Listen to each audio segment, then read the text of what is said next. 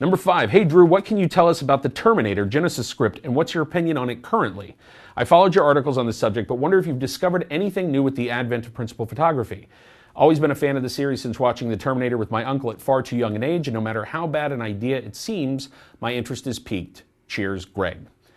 Well, what I can tell you is this. Kind of like Back to the Future, the Terminator Genisys script folds into the first film in the series in a way where I actually had a chance to talk to Bill Paxton a little bit about this weekend at WonderCon after the panel that we did. I told him that there's a scene in the script where literally we see the scene from the first Terminator film where Arnold steps out, the punks threaten him, he rips Bill Paxton's heart out and takes his clothes and wanders off. And as soon as that scene ends, another Arnold Schwarzenegger, who's older and bearded and a very different version of the Terminator, comes walking in from the other side and plays another scene right at the scene of that first incident.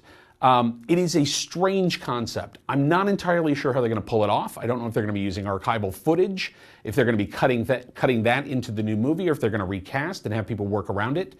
But it certainly feels like what they're trying to do now is go back and show us the original film, the '84 one, through a different set of eyes and from a different perspective, and get into the idea that you can't truly alter anything. And the more you try, you're just going to create fractured timelines.